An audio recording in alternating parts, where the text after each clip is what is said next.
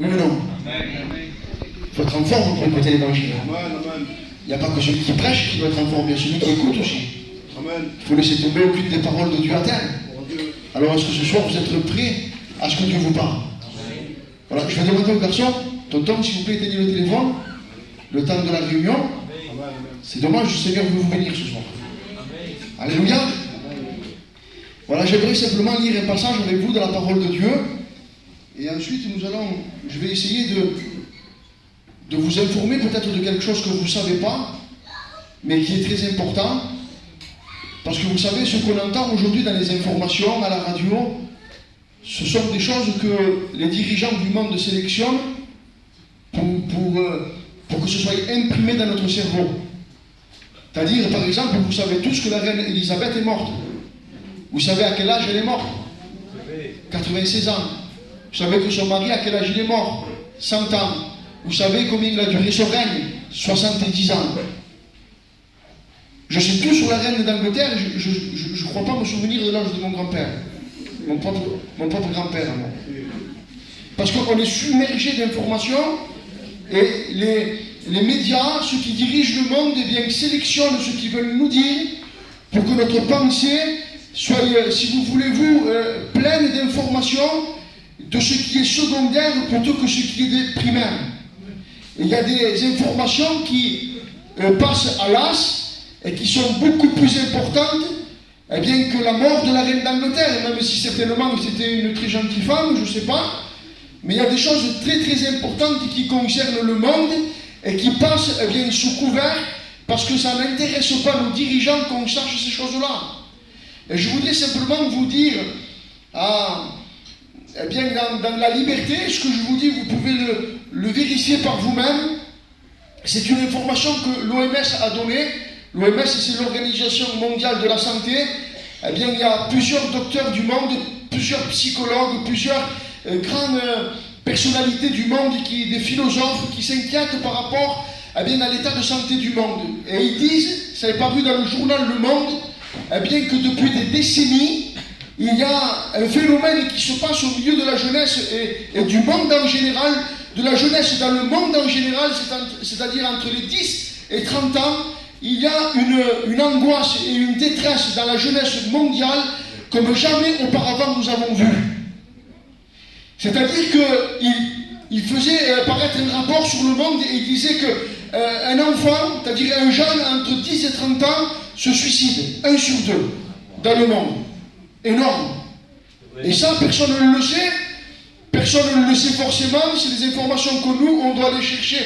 Parce que si tu es parent, et si tu es responsable, et si tu es sensible à ce que la jeunesse eh bien, peut ressentir, je voudrais eh bien, exhorter les parents ce soir à bien avoir les yeux beaucoup plus ouverts sur ce que vivent leurs enfants.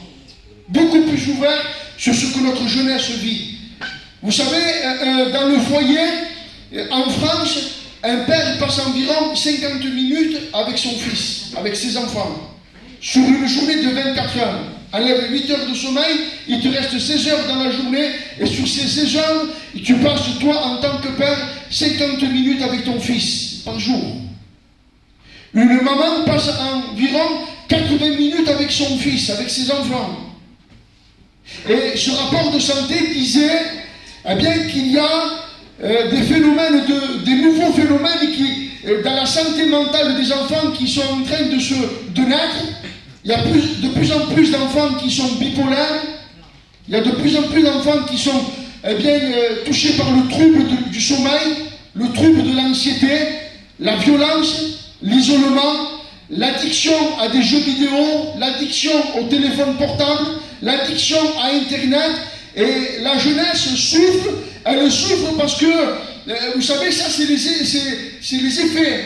Mais la cause c'est quoi qui produit tant d'anxiété, c'est quoi qui produit tant de souffrance, c'est quoi qui produit tant d'isolement, c'est quoi qui provoque tous ces troubles mentaux. Eh bien la cause c'est que justement, eh bien, les dirigeants de ce monde informent les gens, informent la majorité du monde que de choses négatives.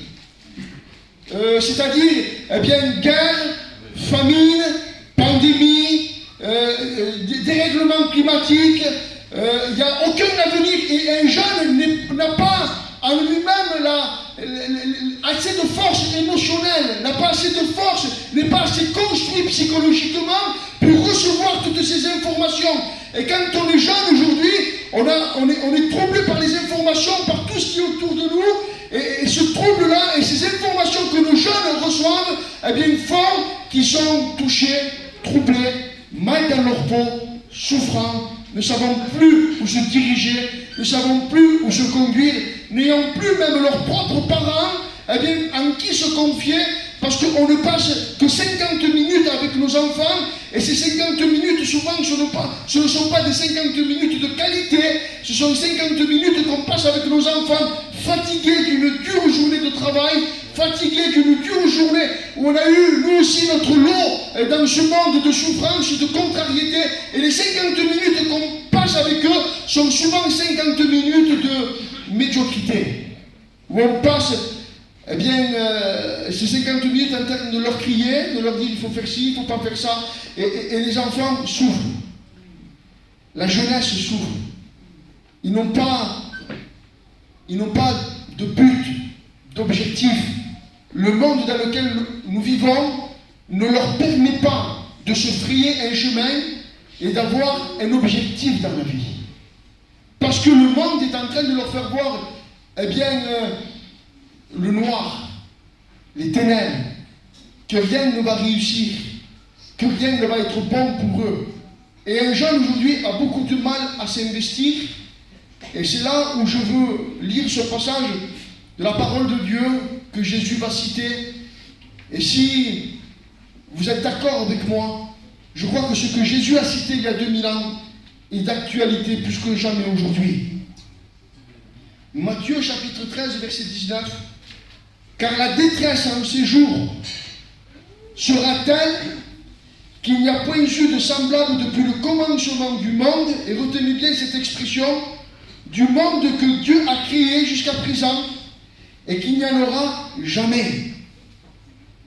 Le monde que Dieu a créé, c'est-à-dire qu'il y a un brisement, une cassure.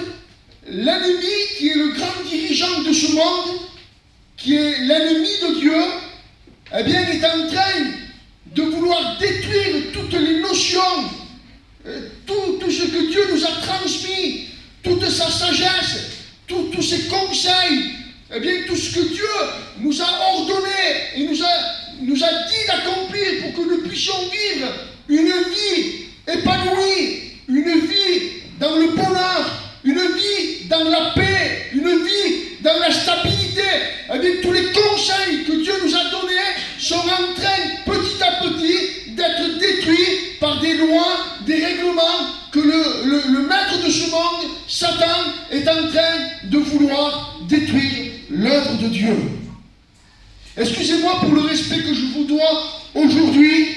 On apprend aujourd'hui à nos enfants qu'un homme n'est pas forcément un homme et qu'une femme n'est pas forcément une femme et qu'on doit choisir ce qu'on est. Et de plus en plus, il y a des personnes qui naissent hommes et se font transformer en femmes, et de plus en plus de femmes qui naissent femmes et se font transformer en hommes, parce qu'il y a un manque de repères. Tout ce que Dieu a dit, il a dit l'homme sera homme et la femme sera femme, et Dieu a déterminé ce que devait être un homme, il a déterminé ce que devait être une femme. Aujourd'hui, le monde est en train de vouloir détruire ce que Dieu a construit, ce que Dieu a bâti, et c'est pour ça que Dieu est en train de dire, Jésus il dit, le monde que Dieu a créé jusqu'à maintenant est en train, le diable est en train de vouloir le faire écrouler.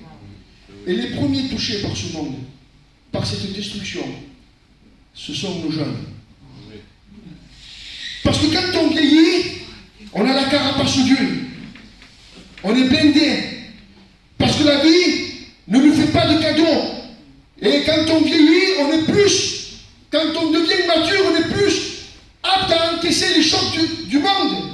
Mais quand on est jeune, qu'on a 10, 12 ans, 15 ans, 20 ans, 18 ans, et qu'on commence à grandir et on cherche une voie, on cherche un repère, on cherche quelqu'un sur qui s'appuyer, eh bien, et qu'on ne voit pas réellement une direction à suivre, on est troublé à l'intérieur de nous. Et la Bible dit des temps de détresse dans le Nouveau Testament, eh bien le mot détresse est le synonyme de mot tribulation. Et j'étais en train de partager ça avec mon fils de vie. Et il me disait, tu sais pas, le mot effrayé veut dire faire sortir la paix. Le diable est en train de vouloir faire sortir la paix du milieu de nous. Il veut nous effrayer. Il veut nous paralyser.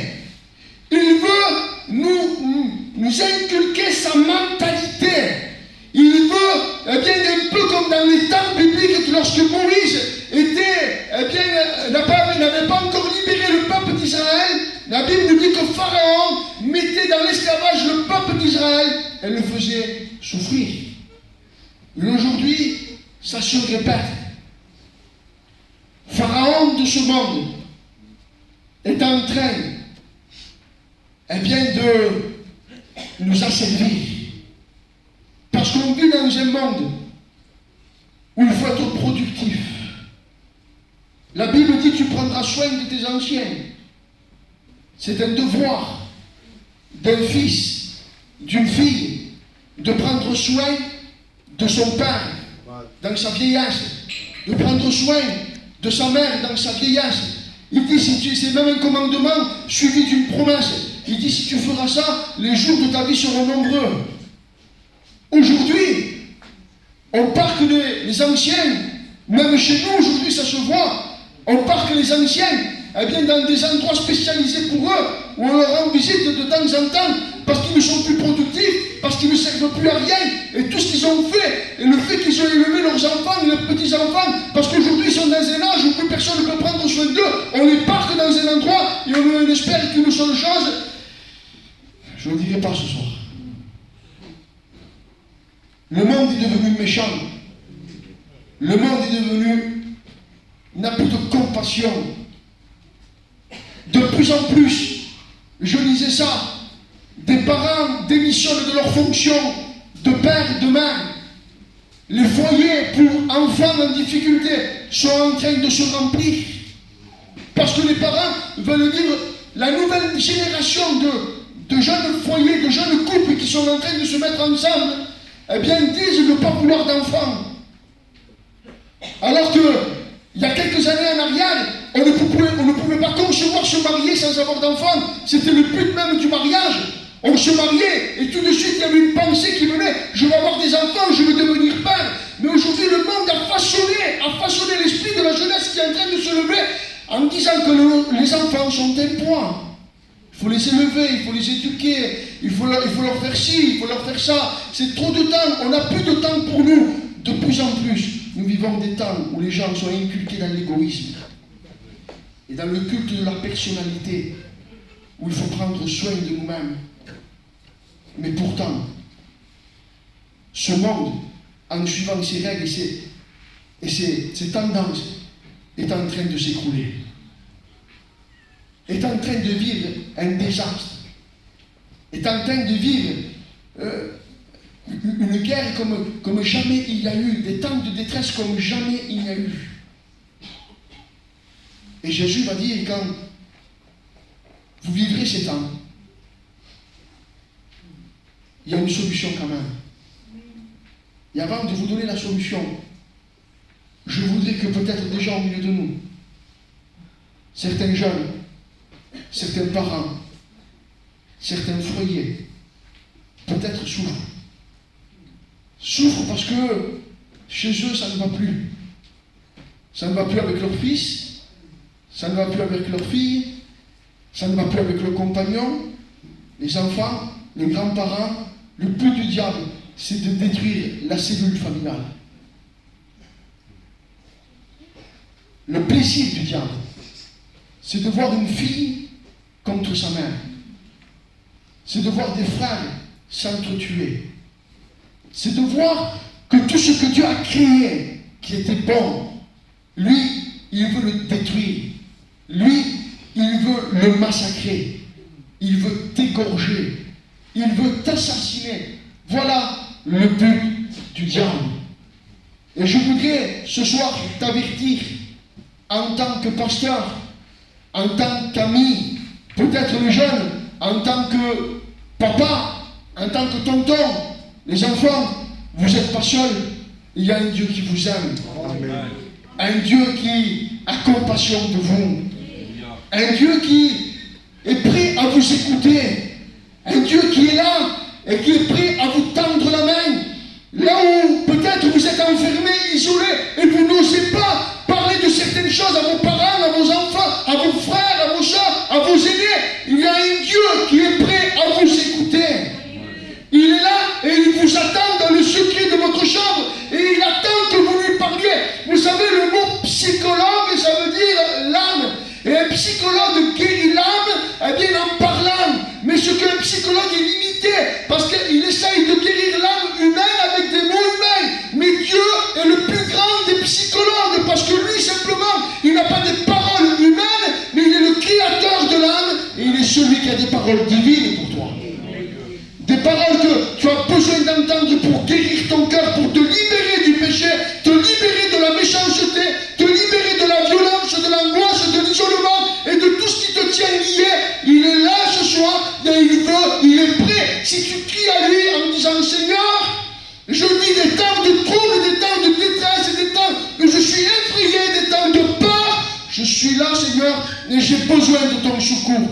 Dieu est un Père qui vient. Vous savez ce que disent les gendarmes, les policiers?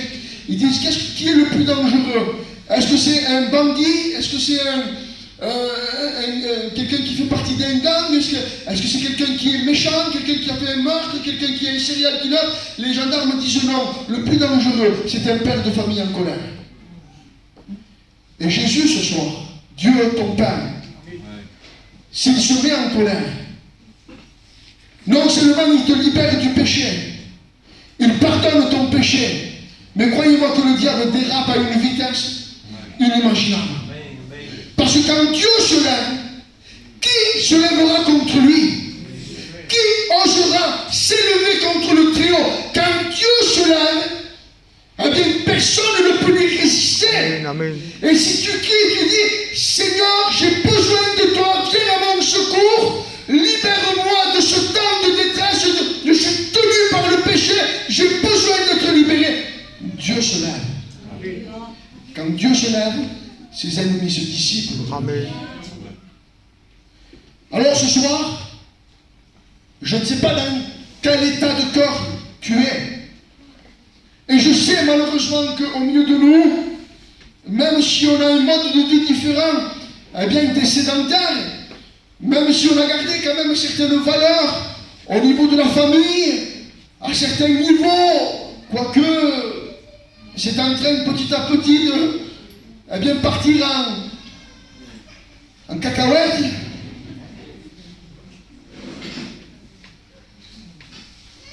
Je vous promets que je sais qu'au milieu de nous, il y a des gens qui souffrent. Et je sais qu'il y a des parents qui souffrent. Être papa, c'est dur. Être maman, c'est difficile. Si on prend son rôle à cœur. Si on veut être un père selon le modèle de Dieu. Si on veut être une maman selon le modèle de Dieu. Ça coûte. C'est difficile. Parce que ça veut dire marcher à contre-courant. Ça veut dire non à ses enfants quand tout le monde leur dit oui.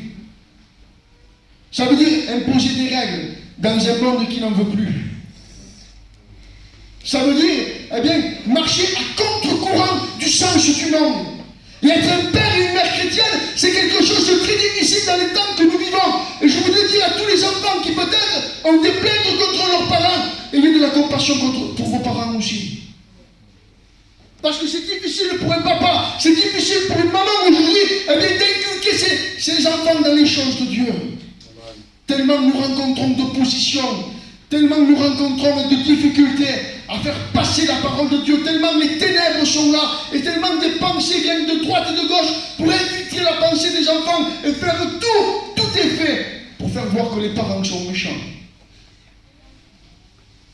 Et je voudrais te dire quelque chose. Jean le Baptiste, il me semble, il prêchait la repentance, mais il y avait quelque chose qui était attaché à son ministère. Il dit, je ramènerai le cœur des enfants vers leurs parents, et le cœur des pères vers leurs enfants. Et je crois que nous vivons des temps où Dieu veut ramener le cœur des enfants vers leur père et le cœur des pères vers leurs enfants. Alors je sais qu'au milieu de nous, il y a des gens qui souffrent, qui ne disent rien, parce qu'on n'aime pas trop parler de ce qui se passe chez nous. On aime toujours faire voir une belle image. Hein, je disais moi sur WhatsApp, sur Snap, sur Facebook, on ne fait jamais voir quand on se dispute avec nos enfants. Hein, on fait toujours voir quand on mange avec eux, quand on rigole, quand on fait un moment une bonne chose. Mais on ne fait pas voir ce qui ne va pas. Parce qu'on ne veut pas faire voir ce qui ne va pas. On veut toujours laisser l'image de quelqu'un qui va bien. Mais je voudrais te dire qu'à Dieu, tu ne peux pas le tromper. Ah mais c'est vrai. Et là où tu essayes de créer une carapace, là où tu essayes de faire créer ton monde, là, tu essayes de faire voir éblouir tout le monde, Dieu voit que ça ne va pas. Et Dieu ne se propose pas de te juger, mais Dieu ce soir se propose de t'aider. Il te propose de t'aimer. Et il propose de te pardonner. Il te propose de te secourir. Il te propose de te libérer. Il te propose de devenir ce que tu n'arrives pas à être. Parce qu'on peut être animé de bons sentiments en disant je voudrais devenir un chrétien solide qui aime Dieu, qui marche selon la parole de Dieu, mais à chaque fois ma vie est un échec. Eh bien Dieu ce soir pourrait te dire, il voudrait te dire que si tu crises à moi, et que si tu t'appuies sur moi, et que si tu mets ta foi en moi, que si tu mets ton espérance sur moi, et que tu fais de ma parole, tes délices, je t'accorderai ce que ton cœur désire. S'il y a un papa qui est fidèle, s'il y a un papa qui m'a toujours défendu, s'il y a un papa qui s'est toujours mis devant moi contre les ennemis, c'est bien Dieu notre Père. Il a toujours été là, dans mes découragements, dans ma solitude, dans mes incompréhensions, dans mon deuil, dans tout ce que j'ai pu passer sur la terre. Mon Père Céleste ne m'a jamais quitté. Et là où les hommes venaient en essayant de m'encourager avec de bonnes paroles, de bons sentiments, c'était quelque chose de bon qu'ils essayaient de faire. Rien ne faisait effet. Un mot de Dieu, une parole de Dieu a ravivé mon cœur. Et Dieu se propose ce soir de raviver ton cœur. Tu es effrayé, tu es dans la détresse, tu n'en peux plus, tu as peur, tu ne vois pas d'avenir. Le monde te trouble, les informations de ce monde te troublent. Mais je voudrais te dire quelque chose. Je vais te lire un psaume. Psaume 50, verset 15.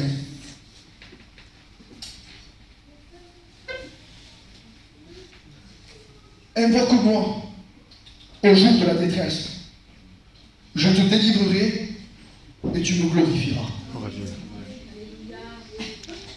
Mais, on va dire, mais Michel, j'ai juste à invoquer Dieu. J'ai juste à demander à Dieu.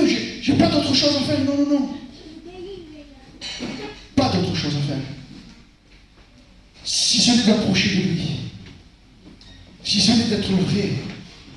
Si ce n'est d'être honnête. Et de dire, Seigneur, je n'y arrive pas. Je n'y arrive pas avec mes enfants, je n'y arrive pas avec mon mari.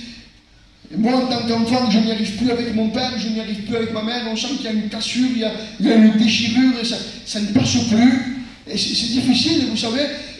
Moi, jusqu'à maintenant, j'avais des enfants, ils étaient petits. Et ça, les mamans et les papas vont dire, ils vont être d'accord. Petit souci. Grand souci. Et plus les enfants grandissent, et plus leurs besoins changent, plus ils se forgent un caractère, plus ils sont influencés, surtout dans l'âge de l'adolescence, parce qu'ils cherchent un chemin, ils cherchent une voie. Je voudrais dire à tous les jeunes garçons qui sont là, suivez la voie de Jésus. Amen. Il a dit, je suis le chemin, Amen. Je suis la vérité, et je suis la vie. Le monde dans lequel vous vivez est un monde de mensonges, vous proposant plusieurs chemins. Jésus ne ment pas, lui, ne triche pas. Il dit, il y a un chemin, je suis le chemin. Amen. Il dit, il n'y a qu'une vérité. Vous savez, le monde voudrait nous tromper en disant, comme disait Jonathan, il y a plusieurs religions. Il y a les musulmans, il y a les bouddhistes, il y a les évangéliques, il y a les catholiques, il y en a tellement de religions dans le monde, vous savez. Et puis, le monde a trouvé son astuce, le diable a trouvé son astuce un peu pour tromper les gens en disant, mais il y a tellement de religions, laquelle est la bonne, laquelle est la vérité. Bouddha n'a jamais dit, je suis le chemin, la vérité, la vie. Mahomet n'a jamais dit, je suis le chemin, la vérité, la vie. Marie n'a jamais dit, je suis le chemin, la vérité, la vie. Aucun homme sur la terre, dans aucune religion au monde, n'a dit, je suis le chemin, la vérité, la vie. Bouddha a même dit, je n'ai pas arrivé à ce que je voulais faire. Jésus a dit sur la croix, j'ai tout accompli. Amen. Amen. Et ce soir, je ne te parle pas d'un Dieu faible, je te parle d'un Dieu fort. Amen. Un Dieu puissant, un Dieu honnête, un Dieu véritable, capable de déchirer avec tout ce qui t'empêcherait de venir à Dieu. Un Dieu qui se propose d'être ton bouclier ce soir, de recoller les morceaux peut-être qui sont en lambeaux avec ta famille, peut-être un discorde depuis je ne sais pas combien de temps en cette soirée. Il est ce Père rempli d'amour qui veut te bénir. Jeune fille, jeune garçon, je le dis ce soir, tant pis, même si ça ne se dit pas trop chez nous, même si ça ne se fait pas trop chez nous, c'est pas grave. Avant de chercher à te marier, c'est l'option numéro 1 chez nous. Oui, pas vrai. Les enfants ont 6, 7 ans, 5 ans. Déjà, on est en train de calculer avec qui on va le marier, comment va être le mariage, le costume qu'on va lui acheter. On commence déjà à pleurer parce qu'on s'imagine la scène quand on va demander la fille ou que la fille va être demandée. On est sentimental et déjà on inculque à nos enfants à 6, 7 ans, 8 ans. C'est pas mal de se marier, il faut se marier, mais il faut rencontrer Jésus. Amen. Parce qu'un foyer sans Jésus est un foyer qui part en lambeaux, est un foyer qui est écrit dans lequel il n'y a pas d'avenir. Alors je voudrais vous dire quelque chose avant de vous marier, même si ce n'est pas quelque chose de mal. C'est bon, c'est institué par Dieu, c'est la volonté de Dieu qu'un jeune homme se marie avec une jeune fille dans la pureté, comme on fait chez nous, dans les bonnes choses, dans une bonne disposition. Mais surtout, n'oublions pas l'essentiel, le ciment du foyer, Jésus. Si Jésus n'est pas là, tout se détruira. Alors ce soir, je ne vais pas aller beaucoup plus loin. Simplement s'il y en a qui souffrent. Vous savez, alors je ne sais pas si je suis sentimental, moi. Des fois, j'ai téléphoné à William, il va rigoler. J'étais malade du Covid.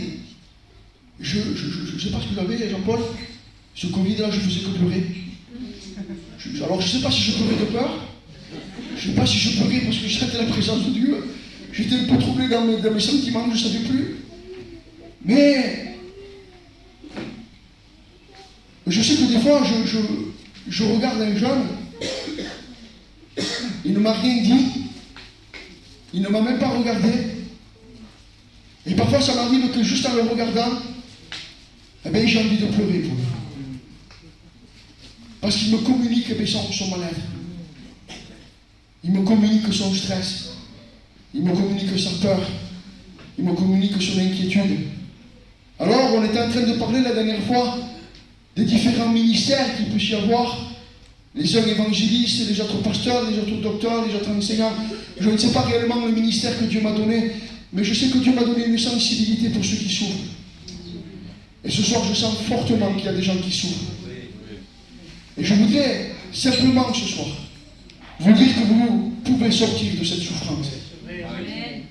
Que Dieu est capable de vous reconstruire. Que Dieu est capable de vous recréer.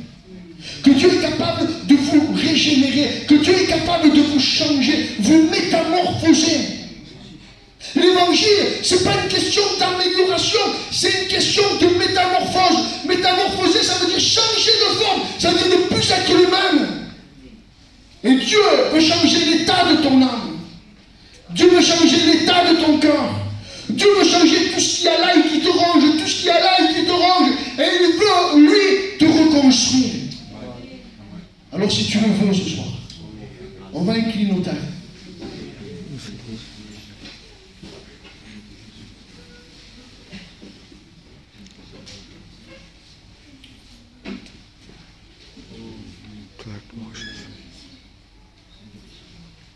J'aurais voulu simplement, eh bien, prier. Prier pour des jeunes peut-être qui, ce soir, voudraient, eh bien, dire, Seigneur, me voici. La parole de Dieu était pour moi. Je viens à toi, Seigneur, je me présente devant toi, j'ai besoin que tu viennes m'aider. Si tu le veux ce soir, tu lèves ta main rapidement, tu la baisses. Je ne te demanderai pas de venir au devant, mais on va prier pour toi. Gloire à Dieu.